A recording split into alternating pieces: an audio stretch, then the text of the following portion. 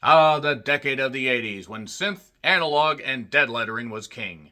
Dead Mails is a Shudder original written and directed by John DeBoer and Kyle McCogany and centers around what happens when a staff at a local town post office receives a letter that they should have never received. A cry for help from somebody that is obviously not doing all that well. I'm keeping this as spoiler free as possible, and the post office staff must solve this mystery before whoever behind this letter is history. Dead Mail Tales, woohoo. So, being that it's on Shudder and being that probably not a lot of people saw the trailer for this, you're going into this mostly blind. So I'm going to basically say that the main characters here are Anne, played by Mickey Jackson, as well as Bess, played by Susan Prever.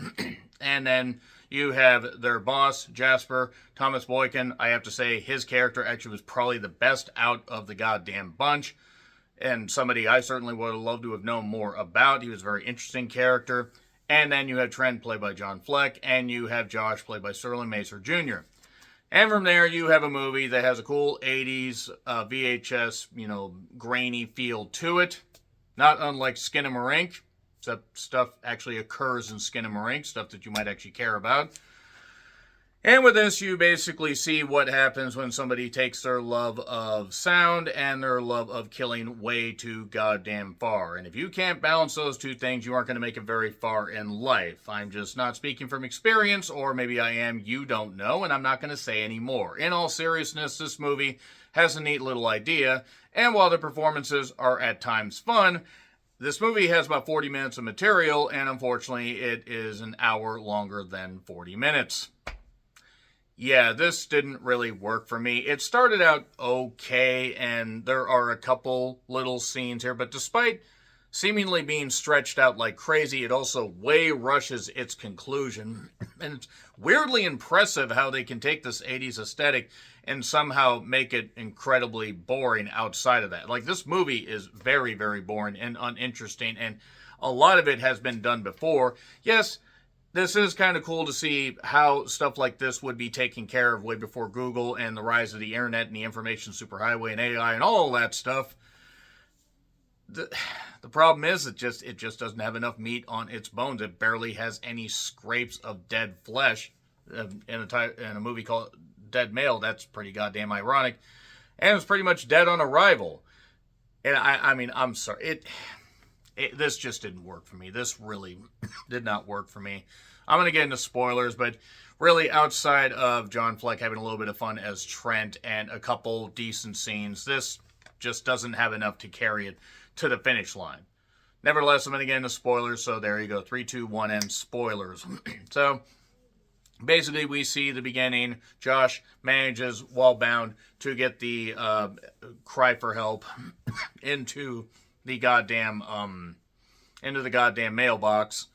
And because you can't get into the mailbox unless you decide to do a lot of really bad stuff and commit a federal crime, and don't do that, Trent must find out what actually is going on with this. Now, we see Ann and Bess going through stuff, editing these things, and, fixing the lettering and stuff like that. And Jasper, again, pretty goddamn interesting character, very low key.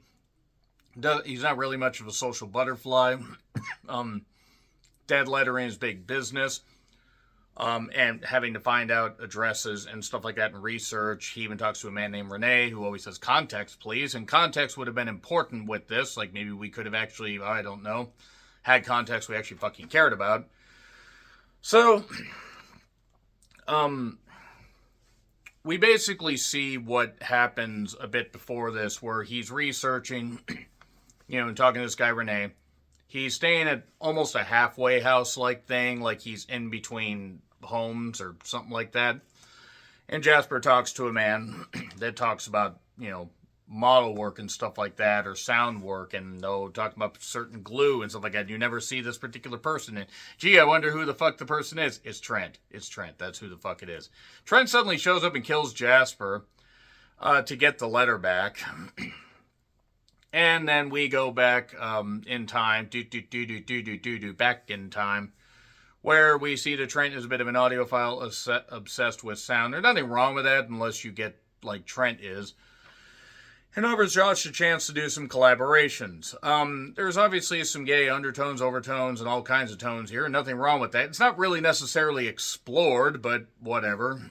And during this whole thing, this whole partnership, where Trent is taking care of Josh and making sure he, does his bidding while treating him nicely, Josh decides to take a job working in Japan.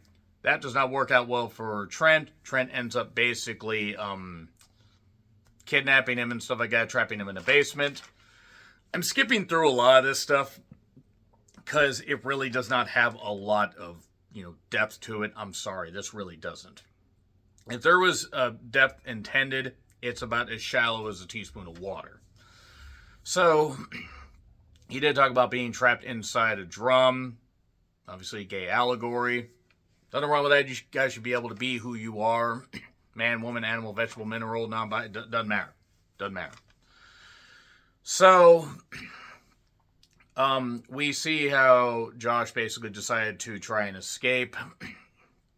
And he, at one point set fire to this basement. And then Josh is pinned down, chained to the bathroom. This is a lot more interesting sounding than it actually plays out. So we see then what happens with Jasper, how Trent went and got a passport photo and then broke into Jasper's office. And this guy named Brooks with a very, very fake ponytail. And if that is his real hair, then let it go, man. Brooks somehow has a drill and manages to drill, Trent in the back. That's not a euphemism. But he's not dead. He manages to knock Brooks out and choke him out with a belt. Again, making this sound a lot more interesting than it actually is. Then we see Ann and Bess do some more mail sorting. Renee ends up calling because he finds out that Jasper is dead and basically says, I narrowed down a lot of this stuff and here's where this person is. So then they go Black Phone style to these homes and everything, or Long Leg style, I guess. And Anne basically ends up posing as somebody taking surveys, gets into Trent's home, tries to rescue Josh. And Trent, for whatever reason, instead of actually taking somebody else out, like he has done before, decides this isn't worth it. I've been cooking stuff. I'm going to go to my halfway house area where I was keeping Josh before so he could do his work to eat. And that's it. That's literally it. That is literally where Dead Mail gets us. It starts here and goes here. It barely moves. It gets an F. I'm sorry. The 80s aesthetic is cool looking, but only carries it so far. This didn't work for me. If it worked for you, terrific. Agree, disagree, what I said, like, share, subscribe, Twitter, Letterboxd, Blue Sky handles in the description. I'm John Ritlin. I'll see you soon.